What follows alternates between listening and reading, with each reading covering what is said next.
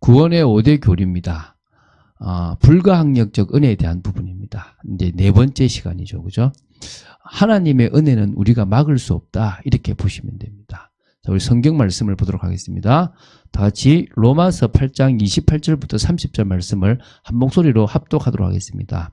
우리가 알거니와 하나님을 사랑하는 자 곧 그의 뜻대로 부르심을 입은 자들에게는 모든 것이 합력하여 선을 이루느니라. 하나님이 미리 아신 자들을 또한 그 아들의 형상을 본받게 하기 위하여 미리 정하셨으니 이는 그로 많은 형제 중에서 맏아들이 되게 하려 하심이니라. 또 미리 정하신 그들을 또한 부르시고 부르신 그들을 또한 의롭다 하시고 의롭다 하신 그들을 또한 영화롭게 하셨느니라. 아멘. 자, 이제 불가항력적 은혜에 대한 의미가 뭔지를 좀 먼저 봐야 되겠죠. 우리가 불가항력적 은혜를 받았잖아요. 그러니까 가항력, 내가 거부할 수 있다. 가항력. 근데 뭐죠? 불가항력, 거부할 수 없다. 이게 불가항력이에요. 하나님의 은혜는 하나님이 부어주시면 거부할 수가 없는 거예요. 그러니까 하나님이 예정하신 그 은혜는 당신이 택하셨기 때문에 그 은혜를 받은 사람은 반드시 예수를 믿게 돼 있다는 거예요. 그래서 이 말은 어떤 의미냐? 저항할 수 없는 힘을 가졌다는 의미입니다. 이거를 사랑의 강권적 힘이라는 거예요. 요한복음 6장 6장 44절에 보면 다시 말하면 하나님께서 하나님이 그러니까 나를 보내신 아버지께서 이끌지 아니하시면 아무도 내게 올 수 없다는 거예요. 그러니까 하나님이 이끌었기 때문에 저들이 내게 온다는 겁니다. 그래서 또 오는 그를 내가 마지막에 날에 다시 살리겠다라고 분명히 말씀하십니다. 그리고 고린도후서 5장 14절에도 그리스도의 사랑이 우리를 강권하신다. 그 그리스도의 사랑이 우리를 이끌어 가신다는 거예요. 그래서 우리는 그 사랑의 강권적 힘을 가지고 있는 겁니다. 두 번째는요, 그 하나님의 은혜를 우리가 거절할 수 없다는 거예요. 에베소서 2장 8절에도 너희는 그 은혜에 의하여 믿음으로 말미암아 구원을 받았으니 이것은 너희에게서 난 것이 아니요 하나님의 선물이라. 은혜에 의해서 믿음이 생긴 거예요. 그래서 우리는 그 은혜잖아요. 근데 누가복음 23장 43절에 예수님께서 십자가에 달리실 때 여러분 그 한편 강도에게 예수님께서 내가 진실로 내게 이르노니 오늘 내가 나와 함께 낙원에 있으리라 그랬어요. 그러니까 그 사람은 하나님의 은혜를 받아서 그냥 그 강도 이제 죽어야 될 상황에서 구원받았잖아요. 여러분 사도행전 9장에 보면 예수님께서 사도 바울을 사울이라고 하는 예수님을 믿는 자들을 핍박하는 그 사울을 다메섹까지 찾아가셔가지고 나는 네가 핍박하는 예수다라고 하면서 찾아오시잖아요. 근데 그 공문을 가지고 갖고 있는 그 사람을 뭡니까? 찾으세요. 그래서 사도행전 13장 48절에 영생을 주시기로 작정된 자. 그 작정된 자는 다 믿게 돼 있는 겁니다. 그래서 이거는 뭐 할 수 없습니까? 거절할 수 없어요. 그런 의미에서 불가항력적 은혜에 대한 의미는 어떤 의미냐? 하나님께서 베푸신 은혜를 인간 편에서는 거절하거나 자랑할 수 없다. 그런 개념이 있다는 겁니다. 이게 지금 불가항력적 은혜의 의미입니다. 하나님이 우리에게 베풀어 주신 그 은혜는 인간 편에서는 거절도 안 되고 저항도 할 수 없다. 이렇게 보시면 됩니다. 자, 그러면 불가항력적 은혜의 근거를 봐야 되겠죠. 이 불가항력적 은혜가 뭐에 근거하냐? 이게 여러분 하나님의 유효한 부르심이 바로 근거예요. 여러분 소명이거든요. 소명 중에서 외적 소명이 있고 내적 소명이 있어요. 외적 소명은 전도예요. 우리는 사람들에게 복음을 전해요. 복음을 전하면 믿는 자는 구원을 받게 되고 믿지 않는 자는 구원을 받지 않는다 그러잖아요. 그러면 믿지 않는 자는 유효한 부르심, 내적 부르심을 받지 않고 믿게 되는 자는 그 전에 내적 부르심을 받았다는 거예요. 그러면 우리가 하나님의 은혜를 거부할 수 없다는 것은 그 은혜가 나에게 주어진 게 아니라 내적 소명, 유효한 부르심에서부터 시작됐기 때문인 거예요. 두 번째 더 큰 게 뭐냐 그러면 이게 이제 먼저 고린도전서 1장 23절에 보면 뭐라 나오냐면 우리는 십자가에 못 박힌 그리스도를 전하니 유대인에게는 거리끼는 것이고 이방인에게는 미련한 것이로되 오직 부르심을 받은 자들에게는 유대인이나 헬라인이나 그리스도는 하나님의 능력이요 하나님의 지혜다. 그러니까 나오잖아요. 오직 부르심을 받은 자들. 이게 유효한 부르심이라는 거예요. 그래서 또 미리 정하신 그들을 또한 부르시고 부르신 그들을 또한 의롭다 하시고 의롭다 하신 그들을 영화롭게 한다고 로마서 8장 30절에 말하거든요. 그래서 정하신 그들을 부르시는 이 부르심을 유효한 부르심이라는 거예요. 근데 이것보다 더 큰 게 있어요. 그게 뭐냐면 거듭나게 하심이에요. 이게 근거예요. 중생이죠.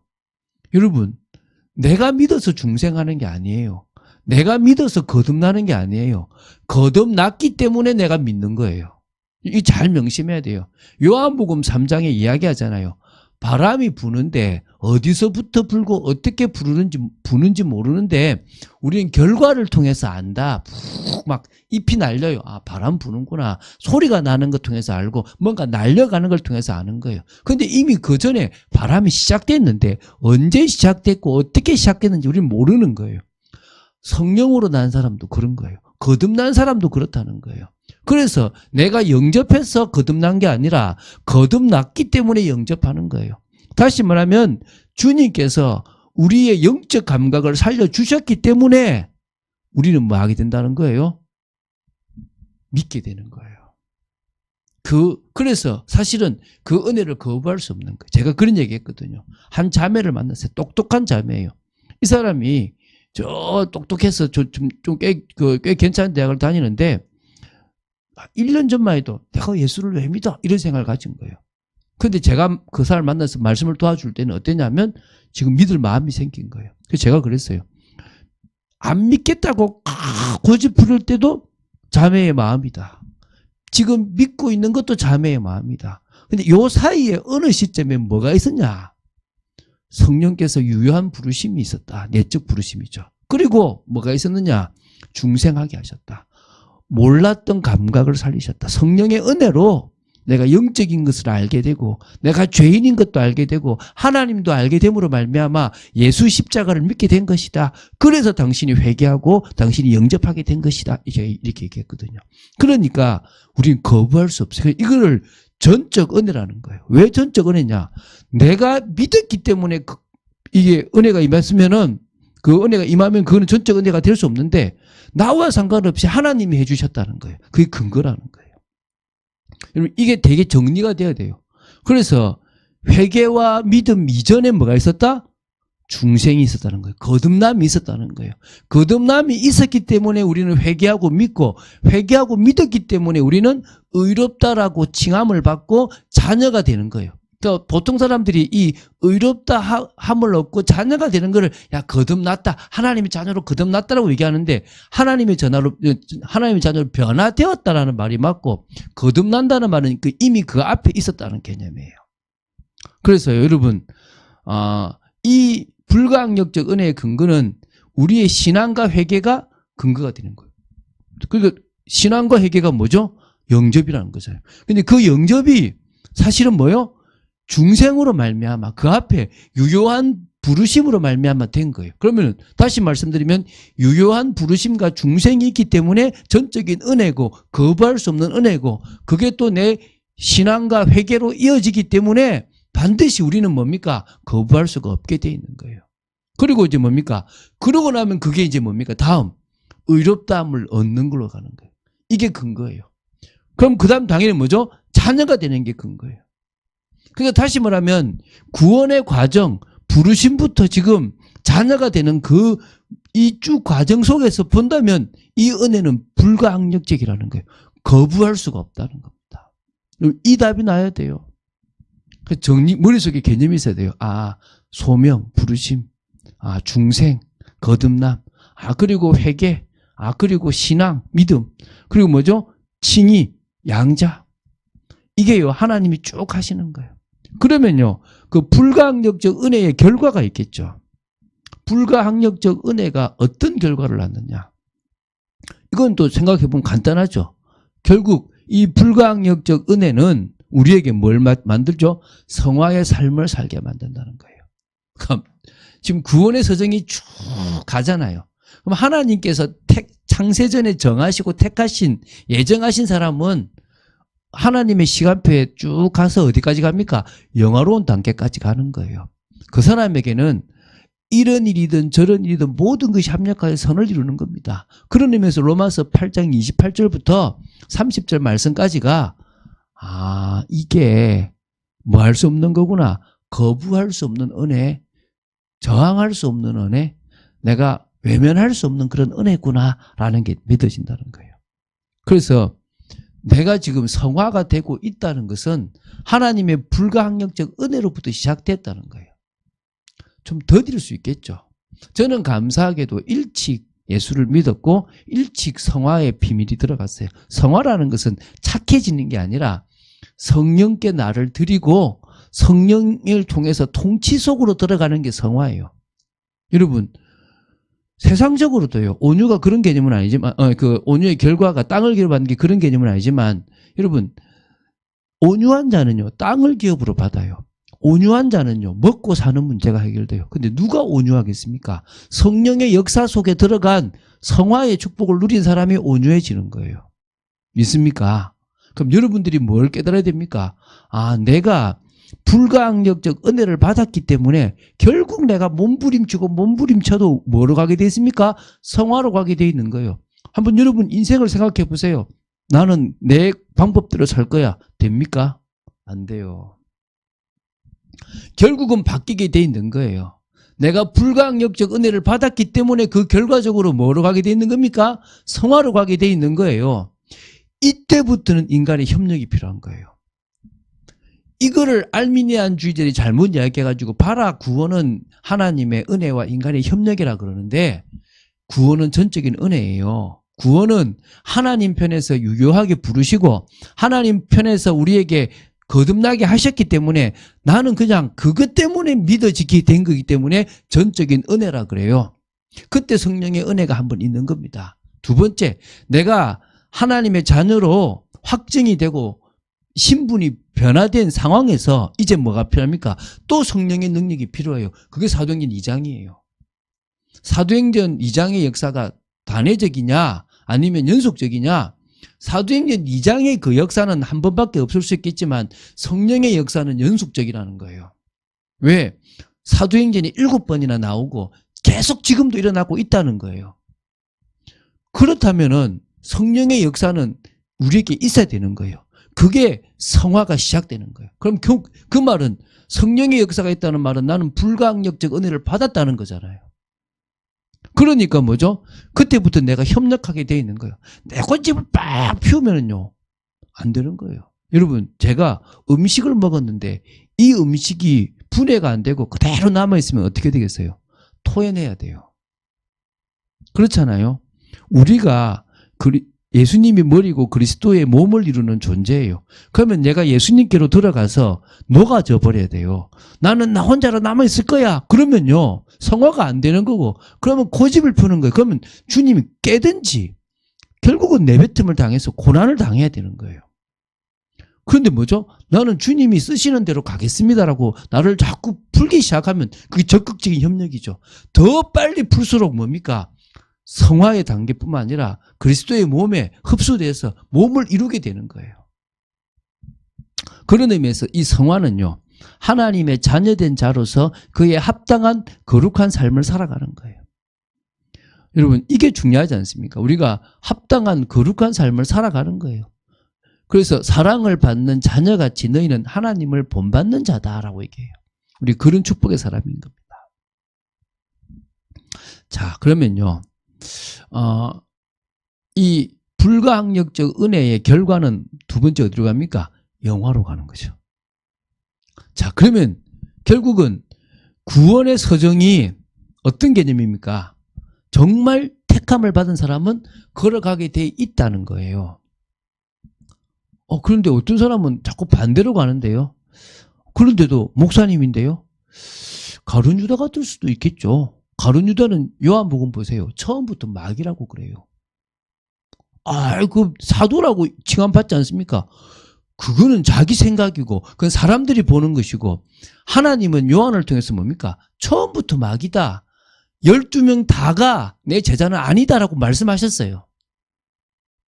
그런 의미에서 한 번 택함을 받은 사람은 끝까지 가게 돼 있는데 끝까지 가고 있다는 것은 어디로 간다는 거예요? 성화로 가고 견인으로 가고 어디로 가는 겁니까? 영화로 가게 돼 있다는 거예요. 결국 우리는 영화로운 몸을 입을 거라는 거예요. 그게 부활의 몸이잖아요. 주님과 함께 왕노릇 할 몸을 입게 돼 있다는 거예요. 예수님을 믿었는데 안 변한다. 그건 여러분이 생각을 좀 많이 해보셔야 돼요. 예수님을 믿었는데 자꾸 내가 고집을 피운다. 그러면 여러분이 구원받은 사람이라면 깨어지게 돼 있는 거예요. 결국은 항복. 제가 항복했거든요. 항복. 제가 주님 원하신 대로 살게요. 그래서 저는 두 가지는 반드시 이루어진다고 봐요. 첫 번째가 뭐냐면 우리가 하나님의 은혜 가운데 있다면 하나님이 나를 택하셨다면 내가 예수를 내 입으로 믿게 되는 내 자유의지로 믿게 되는 것은 반드시 일어난다. 하나님이 그렇게 모든 환경을 통해서 나를 그렇게 만든다. 두 번째, 하나님이 원하시는 직업이나 일을 하게 된다. 근데 이거는 어떤 의미에서 좀 거부하고 무너질 수 있어요.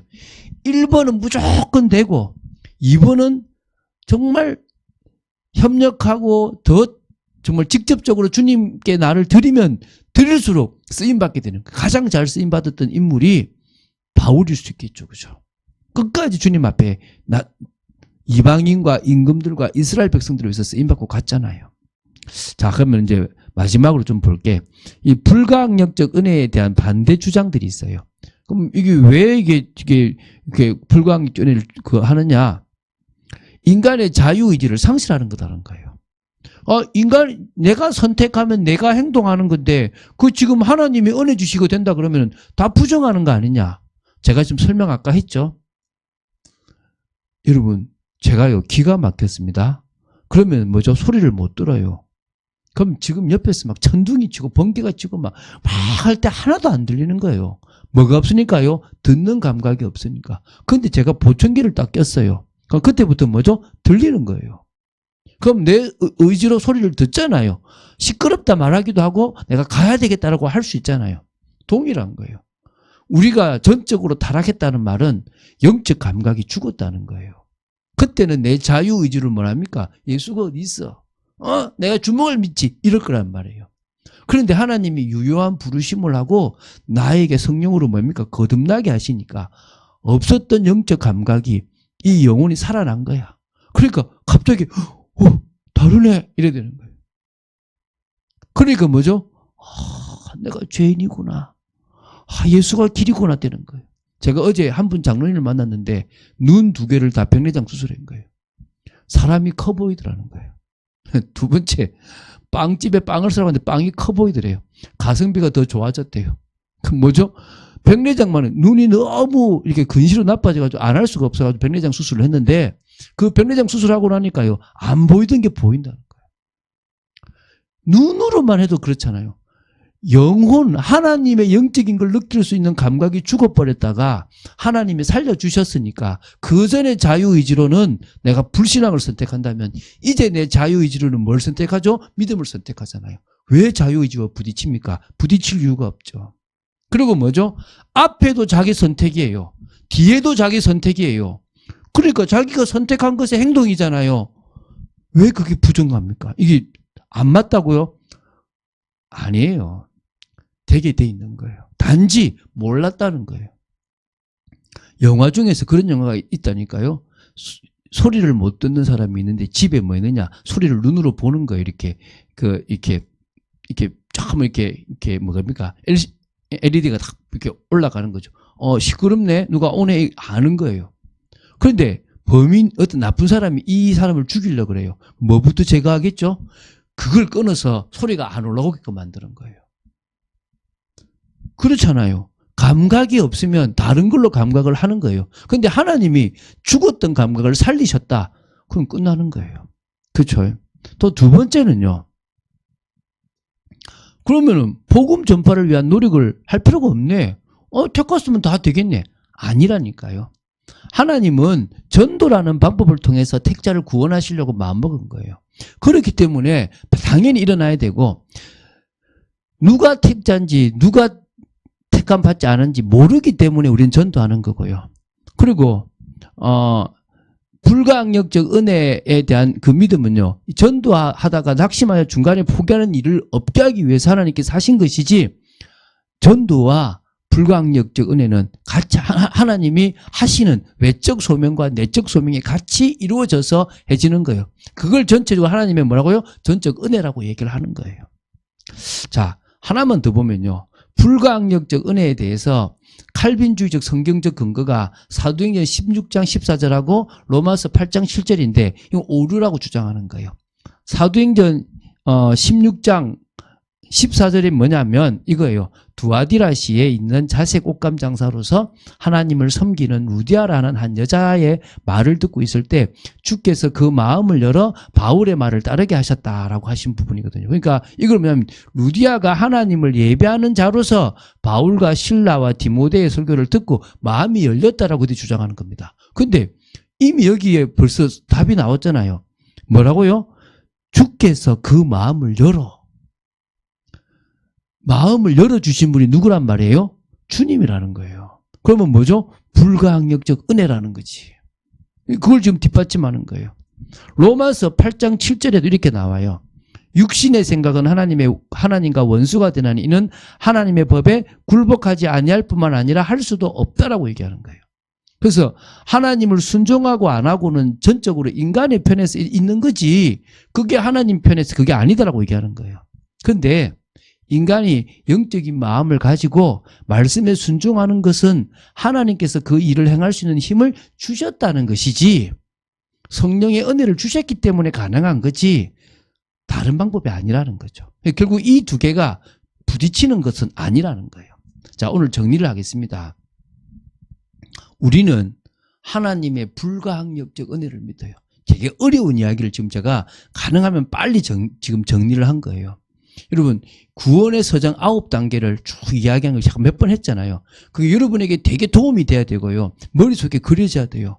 그리고 그걸 통해서 진짜 전적 은혜구나가 딱 붙잡아져야 돼요.